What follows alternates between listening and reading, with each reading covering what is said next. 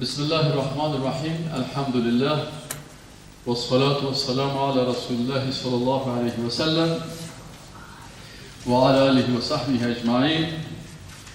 درس روز گذشته ما درباره توحید الوهیت بود. توحید الالوهیه. بخوانی درس به الوهیت ده توحید بباره. توحید الالوهیت ما اول گفتیم که خود الوهیت که از کلمه اله گرفته شده و اله گفتیم که در لغت به معنای معبود است. خلاصه درس گذشته و در اصطلاح اله کسی است که یا معبودی هست که معبود است که دو خصوصیت داره. چند خصوصیت داره؟ دو خصوصیت داره. امتحان هم که میتونید باید نمی قسمی سیستم جور بکنید. خصوصیت اولیش این است که ذاتش عبادت میشه، ذاتش عبادت میشود. دومش که قانون و شریعتش قانون و شریعتش اطاعت میشه. این درس گذشته هست که ما خواندیم.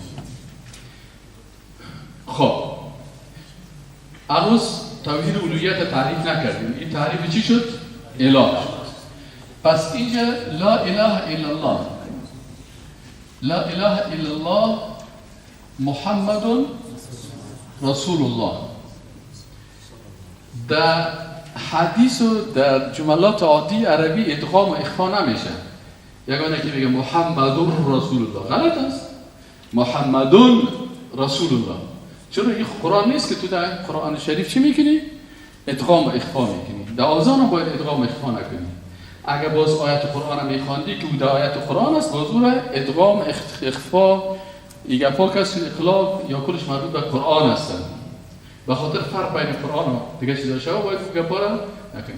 پس لا اله الا الله محمد رسول الله صلی الله علیه و سلم. الان اینجا که کلمه چی استعمال شده؟ اله. پس این چه قسم ترجمه کردیم؟ گفتیم که لا اله نیست هیچ الهی، هیچ معبود مستحق از اینکه ذاتش عبادت شود و قانون شریعتش اطاعت شود الا الله، بغیر از کی؟ بغیر از الله. ذات الله متعال چه قسم به طریقی کی عبادت کنیم و قانون الله را به طریقی کی تطبیق کنیم؟ محمد رسول الله صلی الله علیه و سلم. به طریقی کی؟ محمد رسول الله صلی الله علیه و سلم. اینو در درس گذشته گفتیم. فقط ما عادت دارم که درس گذشته خود تکرار میکنم به خاطر از اینکه کسی که اگر تشریف نداشت این درس اسمش خطا نشه. الان در کلمه طیبه سه تعهد است. چند تعهد است؟ سه تعهد است و چند شرط است؟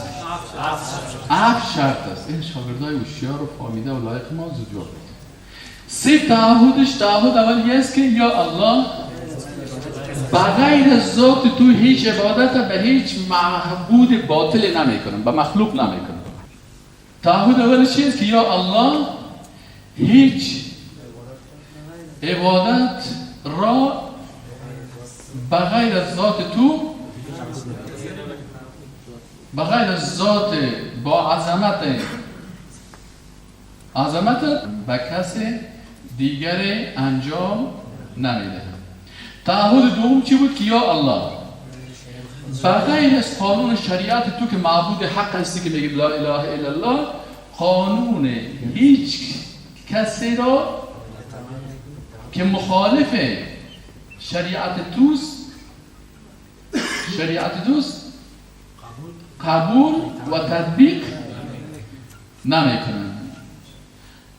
شرط سوم چی بود که یا الله عبادت ذاتت و تطبیق شریعتت را به طریقه کی میکنن؟ محمد رسول الله صلی الله علیه و سلم انجام میده. این سه تعهد شد. 7 شرط بود. از شرط ها را هم 3 شرط شما خوانده بودیم. 3 شرط خوانده بودیم. شرط اولیشی بود که انسان مسلمان باید با کلمه طیبه علم داشته باشه. چرا الله متعال میگه فعلم انه لا اله الا الله. سوره محمد آیت 19 ایره خوانده بودیم، تکرار نمیکنم. پس علم داشتن به کلمه طیبه که اساس عقیده توحید تشکیل میده، بالای هر مؤمن متعهد فرض عین است که علم داشته باشی. از این خاطر امام بخاری رحمت الله علیه در صحیح البخاری یک باب داره به نام باب العلم قبل القول والعمل. یعنی امام بخاری صاحب میگه که پیش از اینکه قول سخن بگویی، تبلیغ بکنی، دعوت بکنی، با کلمه لا اله الا الله باید علمش داشته باشی. چرا اگر علم نداشتی باز نصرانی ها واره بدعت به نام دین تبلیغ میکنی. فهمیدی یعنی؟ و عمل هم وقتی میکنی باید اول عمل داشته باشی، علم داشته باشی باز عمل کنی. چرا اگر احکام دین نفهمی بیدینی را عمل میکنی. حالا بسیاری کسا چرا ضالین هستن؟ در نماز چرا میگیم غیر المغضوب علیهم ولا الضالین؟ ضالین کی بودن؟ کسایی بودن که علم نداشتن عمل میکردن، ضال شدن. و رسول الله صلی الله علیه و کل بدعت ضلاله. هر نوآوری در دین چی است؟ دلالت و گمراهی است. پس باید علم داشته باشی.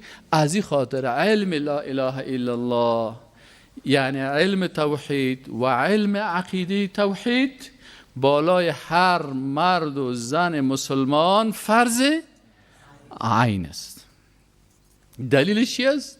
فعلم انه لا اله الا الله. این آیت قرآن است. قرآن باید با ادغام و با اخفا و با تمام تجویدش بخونیم. سوره محمد صلی الله علیه و سلم آیت 19. شرط دومش آفرین کدام یقین باشه؟ الیقین المنافی للشک. یقینی باشه که در اونجا شکی نباشه. بعضی کساست کلمه میخوانه به قرآن ایمان داره لکن یقین نداره.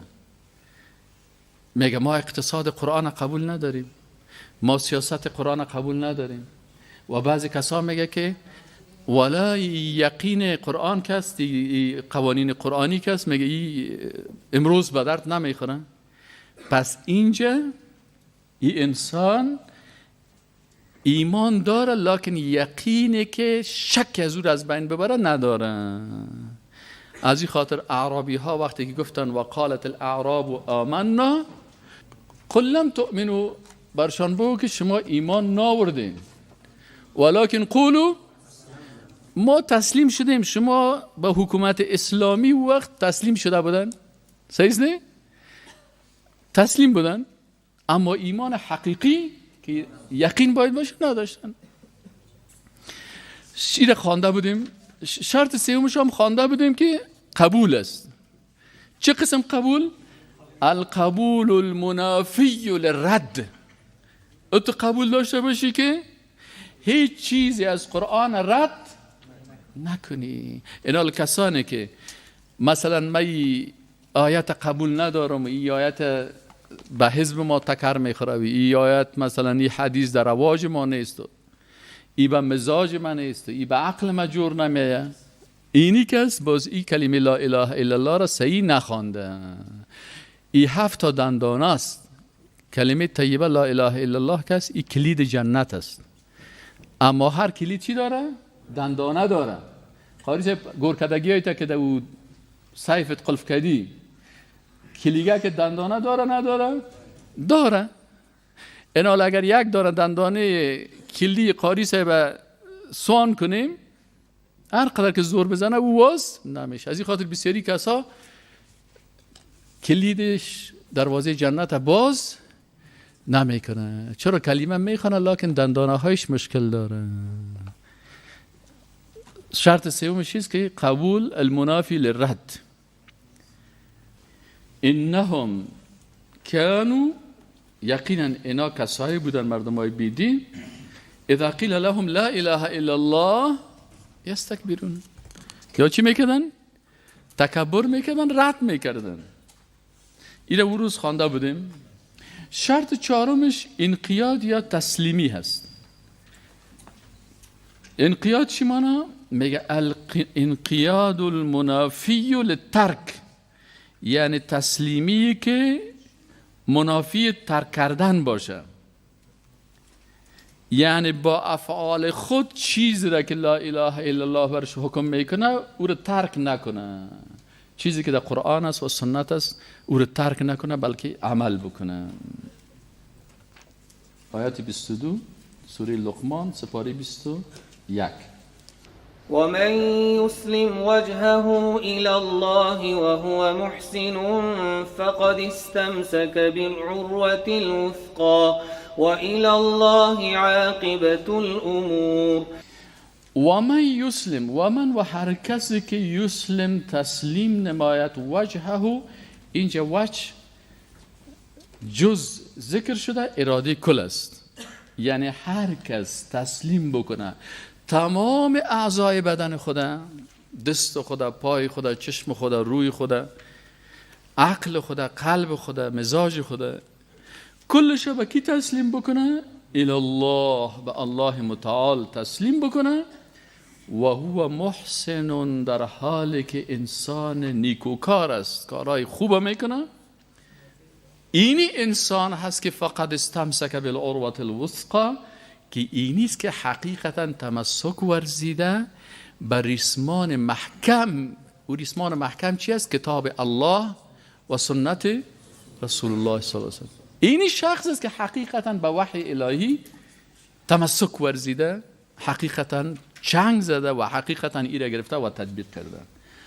و ما یسلم، او هر څوک چې یسلم تسلیم کړي وجهه خپل ځان، یعنی ټول بدن چاته تسلیم کی؟ الی الله، الله ته تسلیم کی. و هو محسن، په داسې حال کې د واو حالیه ده، یعنی په دې حال کې چې نیکی کوي، ښه اعمال کوي، ځان له بدیونه ساتي. فقد استمسک، په یقین سره چې دغه انسان تمسک کړی، عمل کړی، قبول کړی، ښه په لاس کې ټینګ نیولی. څه شی نیولی؟ بالعروة الوثقى، دا عروه وثقه چې کتاب الله او سنت دی رسول الله صلی الله علیه وسلم. و الی الله عاقبت الامور، عاقبت د امورو د کارونو عاقبت چاته ګرځي؟ الله ته. عاقبت امور نهایتش مربوط به الله میشه. باز در سوره نساء آیت 65 الله متعال چی میگه؟ فلا وربك لا يؤمنون حتى يحكموك فيما شجر بينهم ثم لا يجدوا في أنفسهم حرجا مما قضيت ويسلموا تسليما. فلا وربك، الله متعال میگه فلا. لا اینجا لای تأکیده هست، یعنی بسیار مطمئن باشین و بسیار تأکید است که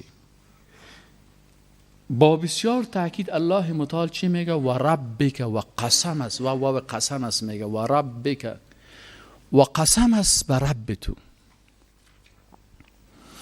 در قرآن عظیم شان الله متعال در موضوعات مختلف به چیزهای مختلف قسم یاد کرده.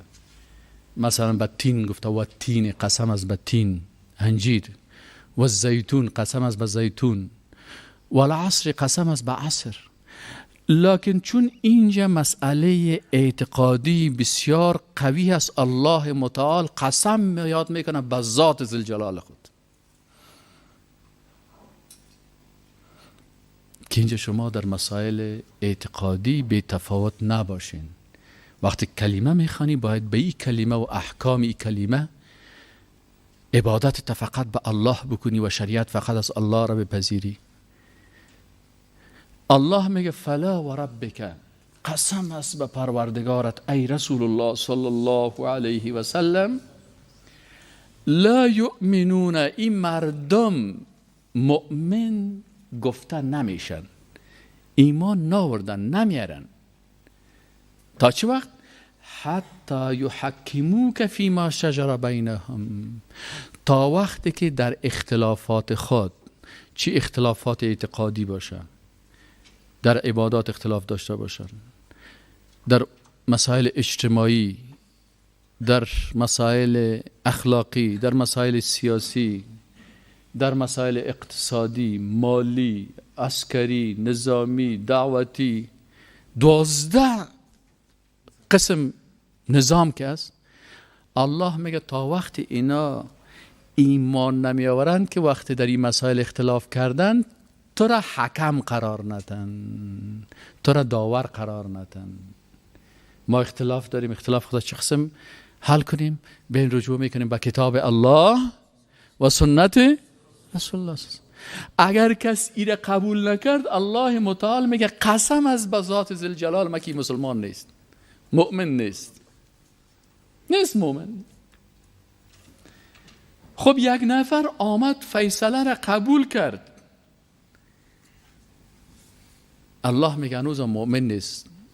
3 شرط است، خود شرط اولیش است. خیلی شرط دومش است یا الله میگه ثم لا یجدوا فی انفسهم حرجا مما قضیت، باز دلتنگ نباشه از فیصله الله و رسول. بعضی کساس میگه فیصله را قبول کردم، خب مجبور بودم، دلم نبود دیگه. الله میگه مسلمان نیستی که وقت فیصله الله را قبول نکردی. ثم لا یجدوا فی انفسهم، باز نیافن در دلهای خود حرج، دلتنگی، مما قضیت، از آن چیزی که تو فیصله کردی ای رسول الله صلی الله علیه و سلم. با بسیار قلب راحت بگه والا من قبول دارم، هیچ دلم تنگ نیست، دلم بسیار خوش است. خوب امی کارم کرد، فیصله رم قبول کرد، دلتنگی هم نبود. مسلمان است، مؤمن است. الله میگه نه، یک شرط دیگه هم داره، و یسلمو 100% آمنا و سلمنا. از این خاطر وقتی که آیت قرآن خوانده میشه و حدیث صحیح رسول الله صلی الله علیه و سلم خوانده میشه، در اینجا دیگه و ما کان لمؤمن ولا مؤمنة اذا قضى الله و رسوله امرا ان یکون لهم الخیرة من امرهم. باز اختیار دیگه نیست دیگه، میگه آمنا و سلمنا، تسلیم شدیم.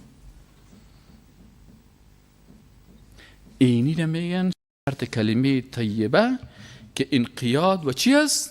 تسلیمی است که هیچ حکمی از احکام کتاب الله و سنت رسول الله صلی الله علیه و سلم رد نکنه. اگر کس رد میکنه باز در چیش ضرر میرسه؟ به کلمه. چقدر سخت است، چقدر مشکل است. بعضی کسایی که عقیده رو نمیفهمه برش میگه آیت قرآن تو میگه نه والا ما تو میگم، حدیث رسول الله صلی الله علیه و سلم میگه نه والا منم حزب ما اینت میگه، رواج ما اینت میگه، شاعر اینتو میگه، فلانی شخصیت اینتو میگه، نامای مردم ها رو میگیره. من براتون آیت قرآن هم میخوانم، حدیث رسول الله صلی الله علیه و سلم، وحی از آسمان. و ما ینطق عن الهوى ان هو الا وحی یوحى. نه والا ما در عباره چی هستم؟ فلا و ربک، پس قسم ده ای رسول الله صلی الله علیه و سلم ده تا پر رب باندې چې لا یؤمنون ده خلق مؤمنان نکیگی او مؤمنان ندی حتی یحکموک، تر هغه وخت پورې دوی مؤمنان ندی چې دوی فیصله وکي فیما شجر بینهم، په هغه مسائلو کې چې دوی اختلاف پیدا کوي پکې، په 12 شیانو کې اعتقادی کتاب الله و سنت رسول الله تم رجوع کو، که عباداتی کتاب الله و سنت رسول الله، که نظام اقتصادی، سیاسی، اجتماعی، ټولنیزی، ټول باید د الله د احکام. اول شرط داده چې حکم د کتاب الله او سنت رسول الله صلی الله علیه وسلم.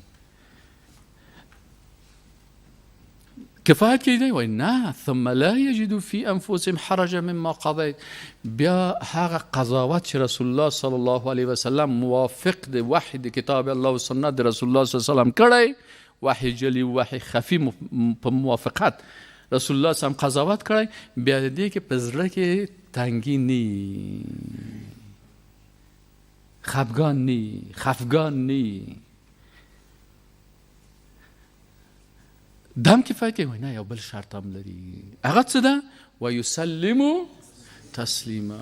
سلب کتاب الله و سنت رسول الله صلی الله علیه و سلم تبا تسلیم میگی صلی الله علیه و سلم. شرط پنجم صدق است، صدق و راستی. یعنی کلمه طیبه لا اله الا الله را با صدق و راستی.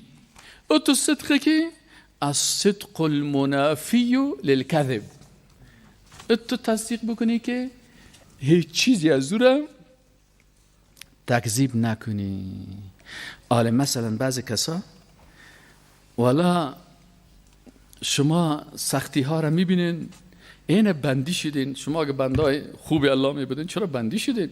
چرا مردم شما را بد میگن؟ آیت قرآن برای ما چی میگن؟ سوره عنکبوت آیت 2 و 3 است. احسب الناس ان یترکوا ان یقولوا آمنا وهم لا یفتنون.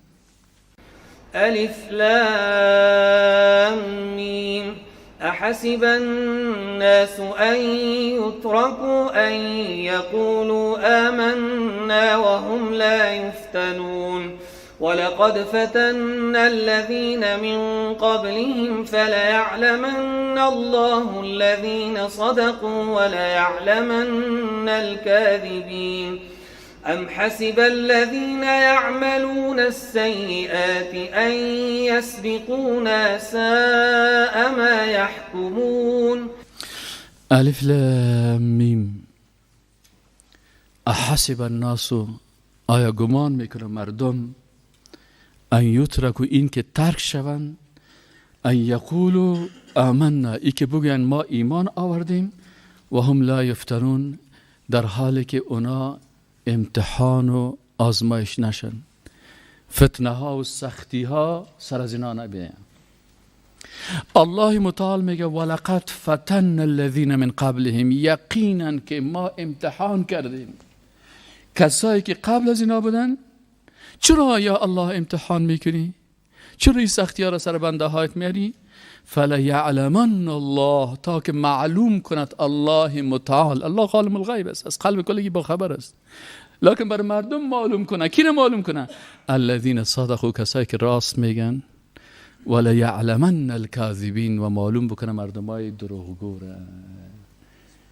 که این نفر به خاطر ازی که در سختی ها مبتلا نشه، درس قرآن نمیته، درس حدیث نمیته، عقیده را بیان نمیکنه، حق بیان نمیکنه، به خاطر ازی که در کجا باشه؟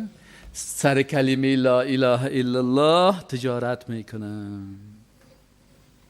یک وقت میگه سید قطب رحمت الله علیه را در دار آویزان میکردن،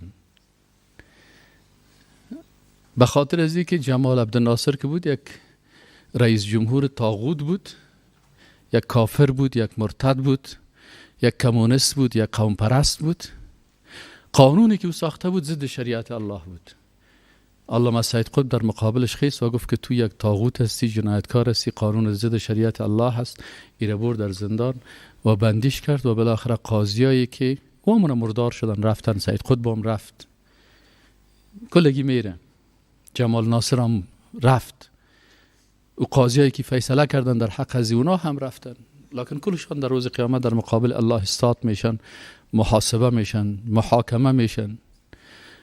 الله میگه لمن الملک اليوم، امروز مالکیت از کی هست؟ قدرت و قضاوت امروز ترازوی عدالت به دست کی هست؟ لله الواحد القهار. در وقت اعدام کردن از این شخصیت یک تعداد از امو شیخا بودن، ملاهای حکومت جمال عبدالناصر، بازی آمدن صاحب یک دار آویزان میکنن، ملخره که میپرده یاد که آمدن که جناب السید قطب اقرأ کلمت الطیبه قل لا اله الا الله. او اومدن بر ازی تلقین میکنن که تو کلمه لا اله الا الله بگو. او برشان گفت که او جناب مشایخ صاحب شیخای ازهر بودن دیگه، شما خواهد از ازهر هم خواندید، ما به خاطر لا اله الا الله اعدام میشم و شما به خاطر لا اله الا الله مای $500 ماش میگیرین، تو اومدی بر من کلمه رو یاد میدی؟ برو کاکا جان کلمه خودت جور کن، مرا دام پرت تا گردنم، بان که ما برم باز روز قیامت معلوم میشه که کی حق است و کی باطل. و کل یدعی حب لیلا، یک شاعر میگه کلگی میگه من عاشق لیلا هستم. برین از لیلا پرسان کنین که او عاشق کیست. حالا هر کس میگه دیگه سعی من مسلمان هستم و من دیندار هستم و من فلانی هستم و شما یطور هستین و چطور هستین و چنان هستین. من صاحب تابال یک 35 تا تخلص خبر ما دادن، لکن در روز قیامت انشاءالله تعالی معلوم میشه که کی حقیقتا بلا اله الا الله یقین داره، باور داره و کی لا اله الا الله را میفروشه و سر از او تجارت میکنه. کی به خاطر لا اله الا الله شبا سختی ها را تیر میکنه و کی به خاطر لا اله الا الله در موترهای لکس در بلدنگ های لکس زندگی میکنه. و کل ما در روز قیامت استاد میشیم و تو نشه که بگوی وامتاز الیوم ایها المجرمون، ای مجرما از زیر بیرق لا اله الا الله، از زیر لوای محمد رسول الله صلی الله علیه و سلم بیرون شوین. امام ابو حنیفه رحمت الله علیه یک شو میگه تا به صبح گریه میکرد و میره خانده میرفت که وامتاز الیوم ایها المجرمون، نشه که ما در جمله ازیا حساب شویم، نشه که دیگه مجرم ما باشم. احسب الناس، آیا گمان که خلق ان یترکو چه پری خودل سی امدس عادی هیچ ضرر ورته و نرسیگی، ان یقول آمنا چې دوی وایي چې مونږ ایمان راوړی و هم لا یفتنون او دوی په فتنو کې او په سختیانو کې مبتلا نسی. ولقد فتنا الذین من قبلهم، یقینا چې مونږ امتحان کړی الله خپل قدرت او عظمت کله چې بیا ضمیر جمع راوړي، مونږ په خپل قدرت او عظمت امتحان کړی د مخکې له دوی نه نور مؤمنان هم. ولی فلیعلمن الله، تر څو چې معلوم کې الله سبحانه وتعالی ښکاره کې خلکو ته الذین صدقوا، هغه خلک چې رښتینی خلک دي او رښتیا وایي، ولیعلمن الکاذبین، او تر څو چې الله سبحانه وتعالی معلوم کې خلکو ته کاذبان او دروغ زنان. شرط ششم کلمه لا اله الا الله چی است؟ الاخلاص المنافی للشرک، اخلاص داشته باشی که او تمام آثار شرک از وجود تو دور کنه. یک ذره هم شرک در وجود تو نباشه، در اعمال تو شرک نباشه. یک وقت ما در زندان با چند نفر اندیوالای ما شیشته بودیم، همی قسم عقیده را میخواندیم، 70 قسم شرک است، 70 قسم شرک است. شرک در ذات الله هست، شرک در افعال الله هست، شرک در عبادات فکری هست، شرک در عبادات زبانی هست، شرک در عبادات بدنی هست، شرک در عبادات مالی هست، شرک در حاکمیت است. 12 قسم شرک تنها در حاکمیت است. یک نفر در قانون اقتصادی الله مخلوق شریک می سازن، این شرک در اقتصاد میگه، شاید شما نشنیده باشین. شرک در اقتصاد. قرآن یک قسم اقتصاد بیان میکنه، مارکس و انگلس و لینن دیگه قسم اقتصاد بیان میکنه. الله در کتاب خود اقتصاد یک قسم بیان میکنه، سود نخورین. اما اقتصاد کپیتالیستی، بازار اقتصاد اروپا و امریکا، سود در هر بانک مشروعیت میده و بدون سود بانک جور نمیشه. اینی کسی که اینی قانون قبول میکنه، الله را در اقتصاد، در قوانین اقتصادی که الله مخلوق چی کرده؟ شریک کرده. وقتی که لا اله الا الله میگی، باید مفهوم لا اله الا الله را بفهمی. به خاطر فهمیدن لا اله الا الله باید زیاد قربانی ها داده شود. به خاطر لا اله الا الله یک استاد دایی چی که میلیون ها استاد دایی باید قربان شود. کل امت اسلام قربان شود. لكن لا اله الا الله والعاقبة للمتقین هست. عاقبت برای کی هست؟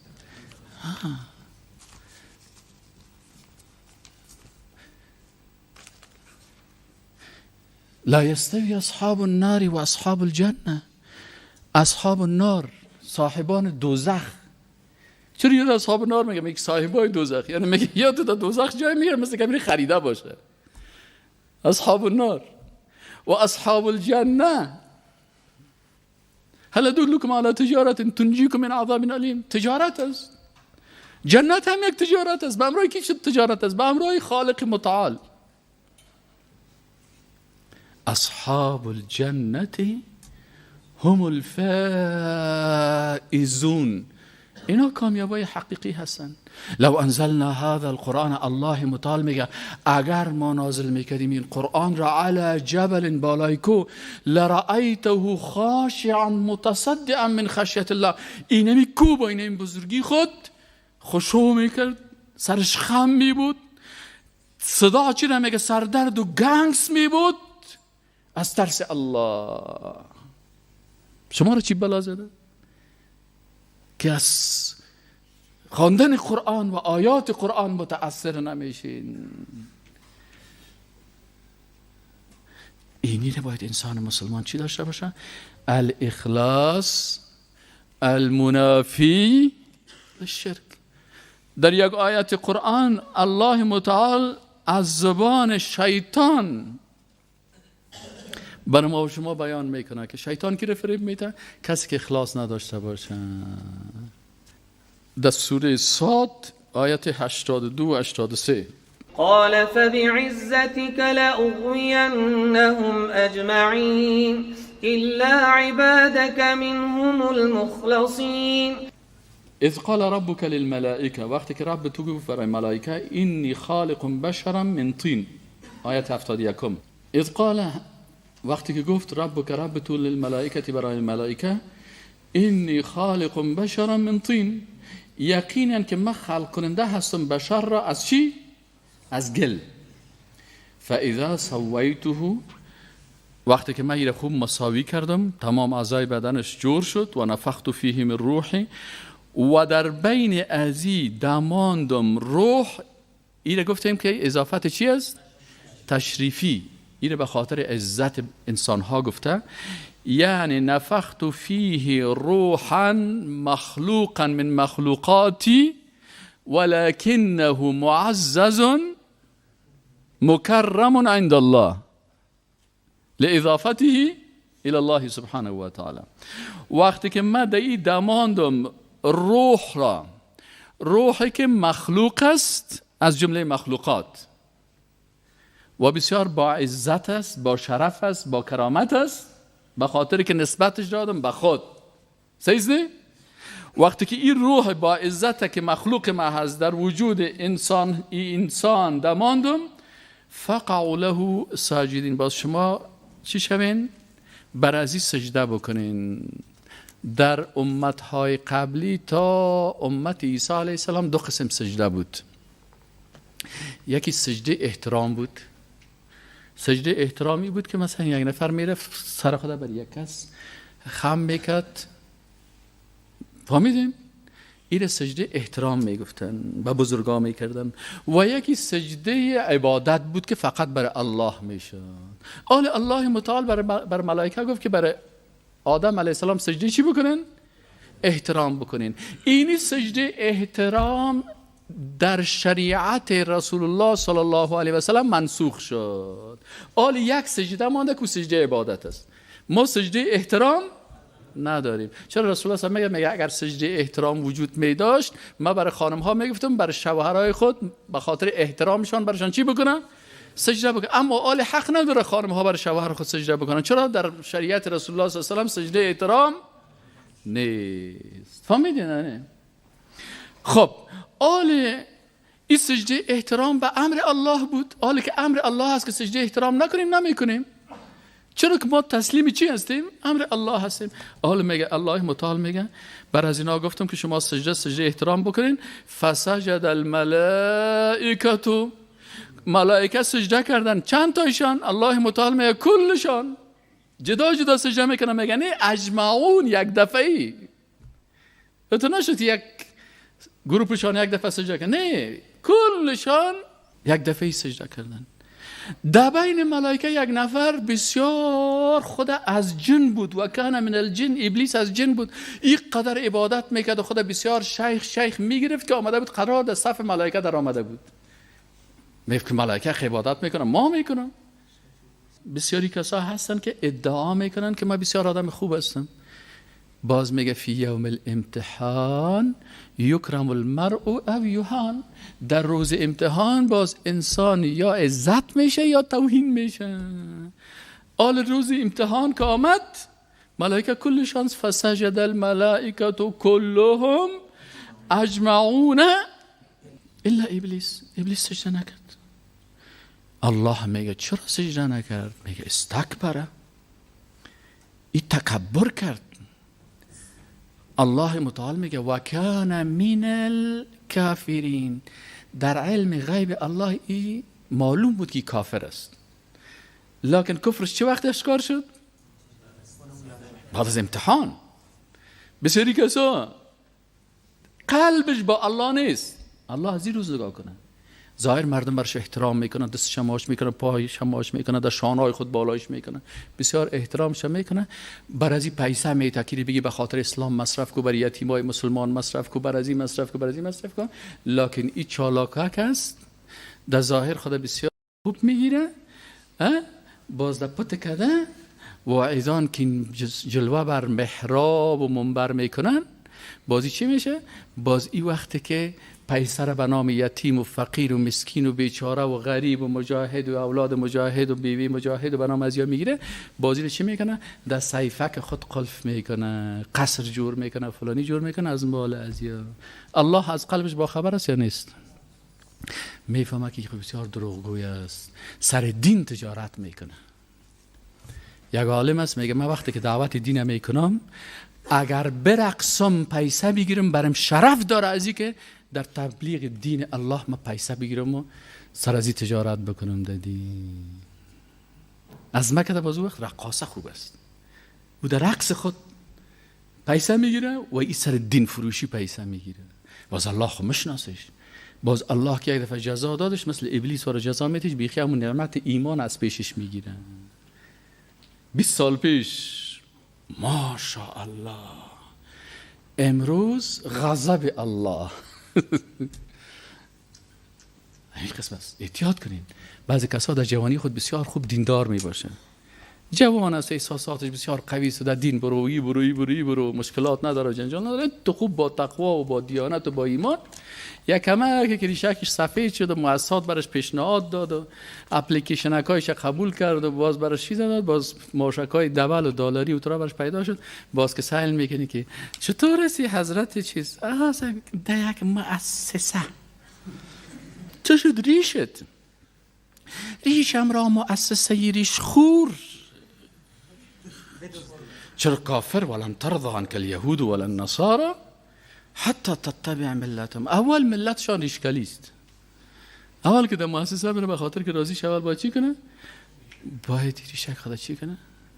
بعضی کسا هستن که 20 سال پیش سعی کنه این ریش یک بغل، اول که سعی کنی که یک بغل بیخی هیچ نیست. از اون وقت که اول جوان شده چرا که شکل کنه تو خوب چیرگکش بچه کاور معلوم میشه. الله متعال از زبان شیطان چی میگه؟ الا ابلیس. اگر ابلیس چی کرد؟ استکبر و کان من الکافرین. قال یا ابلیس، الله متعال برش گفت که ای ابلیس ما منعک ان تسجد لما خلقت بیدی، چی مانع شد؟ الله متعال خود ذات است، تواب است، رحمان است، رحیم است، غفور است، غفار هست، ودود هست، دروازه توبهش باز است. عالمه شدم شیطان میامد ابلیس بهش میگه یا الله بد کردم، اشتباه کردم، غلط کردم، خیر است مرا ببخش، نفهمیدم. الله متعال به خاطر ازی که خوب بر کل ملائکه و کل مخلوقات ثابت کنه که نه دروغگوی است و این متکبر است و این مغرور است و این خودخواه است، از خود راضی هست، الله متعال باز سم معرفیش میکنه یا ابلیس ما منعک ان تسجد لما خلقت بیدی استکبرت ام کنت من العالین؟ آیا تکبر کردی یا تو از جمله عالیا، از جمله مردمای بدماش و بسیار زوراور و قدرتمند بودی؟ قال ابلیس گفت که انا خیر منه، یا الله ما از او کده بسیار بهتر هستم از آدم کده. خلقتنی من نار، مرا از آتش خلق کردی، و خلقته من تین، او را از گل. ما بخیزم به یه آدم خاکی احترام بکنم؟ حالا قوم پرستا که میگن، فارسیوانای قوم پرستا، ما که زبان شیرین دری سچه خلقس داریم، از این افغانقا که جور خوب نیستیم؟ باز قوم پرستای ابلیس صفت پشتون باز سوایی بیاده وای ما چه پختانه یو 5 زرن تاریخ لرو لده دیگانان و تاجکان و نخنه یو. ما الحمدلله مادر جانم دری زبان است، پدر جانم پشتو زبان است و اردوشان مسلمان بودن و ما را به قوم پرستی تربیه نکردن. مسلمان پشتو زبان موحد نظر به آیت قرآن انما المؤمنون اخوة برادرم است، و مسلمان مؤمن دری زبان، ازبک زبان، هندی زبان، انگلیسی زبان، فرانسوی زبان، کلشان انما المؤمنون برادر ما هست. و هر کافر که ولو که جز خانواده من باشه دشمن ما هست. اگه مسلمان قرآنی هستی نمی قسم باید باشی. دلک از خوش است، دلک از خفه هست. قرآن چقدر زیباست، چقدر مزه میده، چقدر قصه رو بر ما بیان میکنه، چقدر فکر انسان رو جور میکنه، چقدر ابلیس ها رو بر ما معرفی میکنه.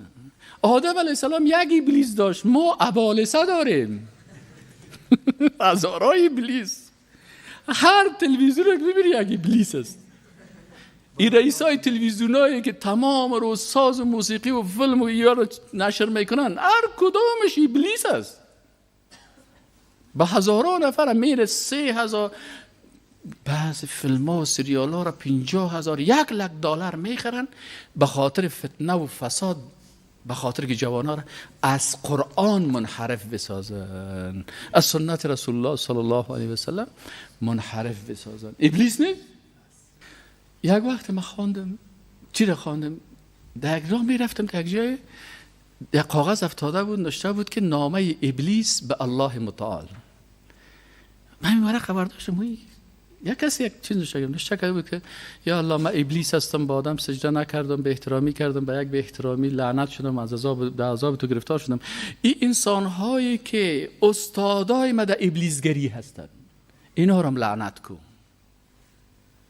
یا خزمه کده بهتر هستن. میگه یک وقت یک کسی در سفر میرفت، سر اسب خود سوار بود، دمیرا رفته میرفت یا پیاده بود الله اعلم.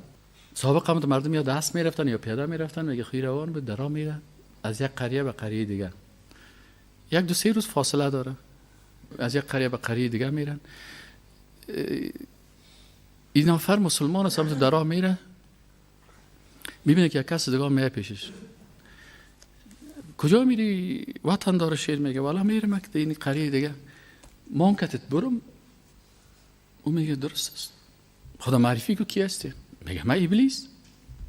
ای ابلیس لذیر بیدین پدر نالته، چند دوای غیر اکادمیکی را میزنه. تو چرا میخوایی من مسلمانه؟ ورش میگه آلو وطن دار گل تو رو به ابلیسگری ما چی میریم؟ من قسم میکنیم تو را مسلمانی ما کافر ما ملعون، خو خیر است میرم قسم میکنیم که این سفر ما اگذاره کم شوه. خب بالاخره قناعت میده، این میگه خب میریم، خب منتها فکرت باشه که در مسائل دینداری ما مداخله نکنیم، مرا پدرت بازی دادن نمیتونه. بالکل صحیح میگن. بالاخره حرکت میکنن، میرسن در یک منطقه، پیشین است، دیگر است، شام است و خفتن است. صبح که میشه یک وقتی رفیق ابلیس مسلمان دیگه افتاو برآمده، از خواب میخیزه. بعد از افتاو برآمد ابلیس میبرش میگه اندیوال جان، میگه جان، میگه من دیگه رفتم از پیشش. چرا ابلیس؟ 2 روز سفر مانده، تو گفته بودی که تا قریه میریم. گفت نه من به الله یک دفعه سجده نکردم سرم لعنت آمد. تو 5 وقت نماز نخوندی،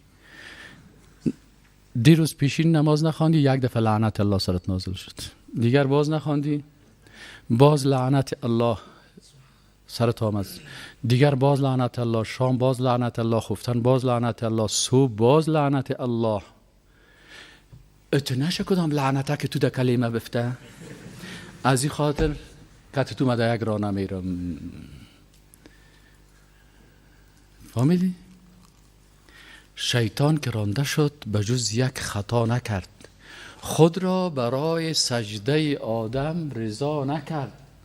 شیطان 1000 مرتبه بهتر زبی نماز که این سجده به آدم و آن به الله نکرد. از این خاطر بسیاری علما میگه کسی که قصداً نماز ترک میکنه کافر میشه.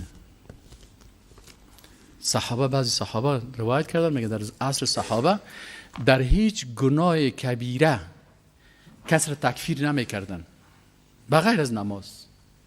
اگر کس نماز ترک میکرد این علامت چی بود؟ کفر بود. من ترک الصلاة متعمدا فقط کفر. خب پس اینجا الله متعال چی میگه؟ شیطان گفت که قال انا خیر منه خلقتنی من نار و خلقته من طین قال فاخرج منها فانك رجیم. الله متعال گفت خارج شو از این جنت که است، یا از این صف ملائکه که هست، در بین ملائکه هستی، یا از این مقام منزلتی که تو هستی، از اینجا تو خارج شو. فانک رجیم، یعنی تو رجم چی را میگه؟ یعنی سر تو لعنت زده شد، مثل که سنگ لعنت در فرقت خورده باشه. و این علیک لعنتی، و یقینا که بالای تو ابلیس لعنت ما هست، الی یوم الدین، تا روز قیامت تو ملعون هستی، از بارگاه من رانده شدی. قال ربی، حالا شیطان کس بر ربوبیت الله قناعت داشت، لکن در الوهیت الله مشکل داشت، در توحید الوهیت. قال ربی فانظرنی الی یوم یبعثون. یا پاک پروردگارم مرا مهلت بده تا روزی که این مردم مبعوث میشه، یعنی تا وقتی که قیامت میشه و تا این وقتا، تا که دوباره مثلا بحث بعد الموت شروع میشه و دوباره مردم از قبرها میخیزن، تا اینمی وقت مرا مهلت بده. قال گفت الله متعال فانک من المنظرین، بر تو وقت داده شد. تا چه وقت؟ الی یوم الوقت المعلوم، تا روزی که وقتش معلوم است. حالا شیطان چی میگه؟ قال گفت شیطان، ابلیس گفت فبعزتک، قسم است به عزت تو ای پاک پروردگار، لاغوینهم، حتما، لام تاکید است، به معنای در فارسی چی ترجمه میشه؟ حتما. این لام به معنای حتما، یعنی حتما، و نون توکید ثقیله هست. لاغوین 3 دفعه، یعنی چی قسم ترجمه میکنیم؟ حتما حتما حتما گمراه میکنم اجمعین، تمام ای بنده ها را، ای اولاد آدم علیه السلام را، الا به استثنای عبادک، بنده های تو یا الله، منهم که در بین از اینا هستن. صفتشان چی است؟ المخلصین. چی فرق از بین مخلص و مخلص؟ المخلص اسم الفاعل، اخلص یخلص اخلاصا فهو مخلص. شما که اخلاص میکنین شما مخلص گفته میشین. مخلص کی گفته میشه؟ کسی که حقیقتا با الله اخلاص کرد. الله متعال این در جمله بنده های با اخلاص خود قبول میکنه. اینی را مخلصین میگه که کل کارش به خاطر چی است؟ رضایت الله. نه از توصیف کسی خوشحال میشه و نه از انتقاد کسی خفه میشه. یک نفر بسیار توصیف میکنه که استاد جان قربانت شوم، در چارایی در سر پل باغمومی گیرت میکنه. یگان تا از ما دوستایم هست که میگیره سر شانه من سر خودم میمانه که گریه میکنه که دوست دارم. الله استادان خوب شد که بخیر از جنجالا خلاص شدی. بس از برادر جان گریه نکن. یگان تا دیگه با صاحب دانواز میکنه، صاحب در فیسبوک های خود چیزی که گپای غیر اکادمیک است نثار ما میکنه. این حال اگر از توصیف از یا خوشحال شدی و از انتقاد از یا خفه شدی، تو باز مخلص نیستی، اخلاص نداری. او که دشنام میتم مگذاریمش به روز آخرت، انشاءالله الله متعال در اونجا محاسبهش میکنه. در قطارش استاد میشیم. باز اگر نماز داشت، از نمازهاش یک 20 رکاتش هم میگیرید، مفتخانه نیست. یک 20 رکات نماز از پیشش میگیریم انشاءالله. اون نمازهای عادیش هم نمیگیریم، اون نمازهایی که در مکه مکرمه خونده اگر مسلمان بود، میگیم یا الله این نمازهای دیگر خب به رکوع به سجده خونده، گدوت خونده، اوجی بسیار با اخلاص نماز خونده، از اونوایش بر ما بده. اگر باز کدام بیدین بود، مرتد بود، کافر بود، ملحد بود، الله شرمانده بدش، غلام روس و امریکا و چچین و فلانی بود، باز ایره انشاءالله تعالی میگیم پروردگار همین گناهکاری که کردیم در فرقش پرتو، یک دو تا گناه در فرقش میخوره. اینال اینجا ما و شما دیدیم که ششمی شرط لا اله الا الله چی بود؟ الاخلاص. کدام اخلاص؟ المنافی للشرک، که الله کسی را شریک نگردان، نه در ذاتش، نه در صفاتش، نه در افعالش، نه در عبادتش، نه در اطاعتش، در هیچ چیزش مخلوقه، نه در حاکمیتش، کسی را شریک نساز. تو مسلمان واقعی هستی. و هفتمی و آخری شرط لا اله الا الله چی است؟ محبت است. محبتی که در او هیچ نوع مخلوق دخیل نشه. المحبت التي خاصة لله سبحانه وتعالى محبت العبادة، منافيا لمحبت المخلوقات كالقبور والأصنام. باز به قبر و به صنم و به بت و به درخت و به این چیزا محبت که او قسم باشه نیست. چرا؟ دلیلتان چی است؟ میگه آیت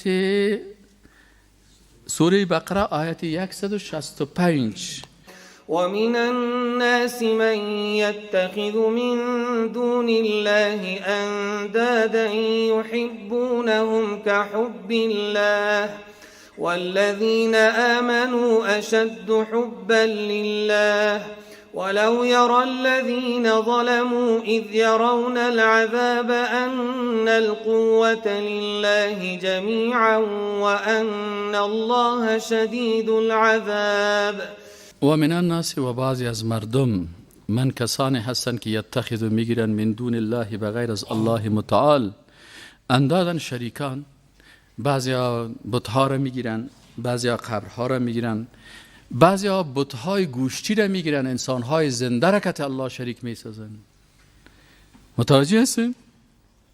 بعضی ها قبرهایشون را میگیرن، بعضی ها مجسمه هایشون را جور میکنن، اینا را شریک بغیر از الله شریک میگیرن.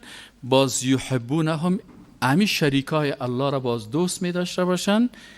چه قسم دوست؟ امو که حب الله، مثل امو محبتی که به الله محبت داره. سعی کنین محبت دو قسم است، یکی محبت الله هست، یکی محبت مخلوق است. محبت الله محبت عبادت است. اگر محبت عبادت که محبت دوستی الله هست که در او خوف و رجا هست، اینی محبت اگر مخلوق میگیره شریک میسازه. یکی محبت مخلوق است. محبت مخلوق باز دو قسم است، یکی محبت دوستای الله هست به خاطر الله، مثل که ما شما محبت داریم به رسول الله صلی الله علیه و سلم، لکن محبت رسول الله صلی الله علیه و سلم فرع محبت الله هست. یعنی چرا رسول الله صلی الله علیه و سلم دوست داریم؟ به خاطر که دوست الله هست. چرا پیغمبرها را دوست داریم؟ به خاطر که دوست الله هستند. نبیین، صدیقین، شهدا، صالحین، اولیاء الله را چرا دوست داریم؟ به خاطر که اولیای الله هستند، دوستای الله هستند.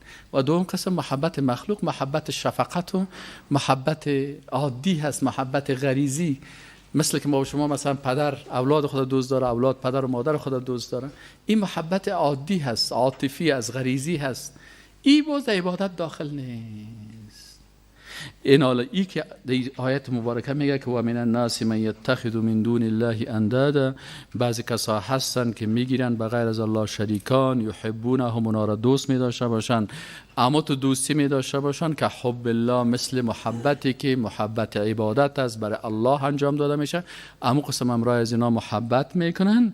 والذین آمنوا، اونو مردم ها مشرک هستن، بیدین هستن، از دایره ایمان خلاص شدن، اما خی مؤمنین چه صفت دارن یا الله؟ الله متعال برای ما و شما میگه والذین آمنوا، اما کسانی که ایمان دارن اشد حب لله، بسیار محبت قوی به الله می داشته باشن. ولو یرى الذین ظلموا، اگر ببینن کسانی که ظلم کردن، ان الشرک لظلم عظیم، ظلم بزرگ چی است؟ شرک است. روز کسایی که این مشرکایی که به عوض محبت الله، محبتی که به الله داده شده ایره به مخلوق میتن، یا اگر اذ یرون العذاب، بازیا عذاب جهنم، عذابهای سخت ببینن و ببینن که ان القوة لله جمیعا، که تمام قوت و قدرت خاص برای کی هست؟ برای الله هست تمامش. و ان الله شدید العذاب، و یقینا که الله بسیار شدید عذاب کننده هست. اذ تبرأ الذین تبعوا من الذین تبعوا، با زمین رهبرای از یا لیدرهایشان، رهبرای احزابشان، رئیسای حکومت‌های، رهبرای فکریشان، مؤسسین بزرگ احزابشان، فلاسفهشان، بازیا چی میکنن در روز قیامت؟ بازیا تبرأ الذین تبعوا، که اینا متابعت شدن، بازیا براءت خود اعلان میکنن که یا الله این خبیثای لندغرای مردمای لچک ناق آمدن در حزب من، ناق مرا رهبر خود گرفتن، ناق غلطی کردن. بازیا چی میکنن؟ من الذین تبعوا، از کسایی که از یا متابعت کردن. یعنی رئیس حزب از اعضای حزبش چی میشه؟ بیزاری خدا بیان میکنه. رئیس گروپ از اعضای گروپ چی میشه؟ رئیس گروپ منافقین و ملحدین و مشرکین و مرتدین، بازی چی میشن؟ باز از این اعضای خود اظهار چی میکنه؟ براءت میکنه. ورأوا العذاب، باز اونجا عذاب میبیند. و تقطعت بهم الاسباب، باز اسبابشان چی میشه؟ قطع میشه. و قال الذین اتبعوا، بازی کسایی که اعضای حزب دموکراتیک افغانستان، اعضای حزب خلق افغانستان، اعضای کنگره مچم چطورکایی افغانستان، اعضای البدل افغانستان، اعضای حزب کمونیستی اتحاد شوروی، اعضای حزب فلان و فلان و فلان و فلان، بازی ها چی میشن؟ بازی اعضای حزب چی میگن؟ و قال الذین اتبعوا، باز میگن امی کسایی که پیروی کردن از این مجرمین و طاغوتا، لو ان لنا کرتا، اگر یک دفعه هم بر ما یک فرصت داده شود، فنتبرأ منهم کما تبرأوا منا، باز ما هم از اینا چی میکنیم؟ اظهار براءت میکنیم از این رهبرای بزرگ خود. كذلك يريهم الله اعمالهم حسرات عليهم، اینمی قسم الله متعال باز نشان میده بر از اینا اعمالشان را که دمو اعمال بد خود در رفتن به فلسفه های عقلگرایی و حزبگرایی و روشن فکری جدید و روشن فکران جدید و دیا کسا، کل از یه بازی از بازی برشان حسرت میشه. و ما هم بخارجین من النار، لکن الله متعال میگه بازی دیگه از آتش دوزخ خلاص نمیشه. محبت و عشق با هم فرق داره. عشق آخرین مرحله شهوتگرایی است. کسی که بسیار در شهوت غرق میشه بازی عاشق میشه. و محبت کس یک چیز پاک هست، مثل محبت مادر به فرزندش. متوجه هستی؟ محبت مخلوق به خالقش. سبحانك اللهم و بحمدك اشهد ان لا اله الا الله استغفرك و اتوب الیک. و السلام علیکم و رحمت الله و برکاته.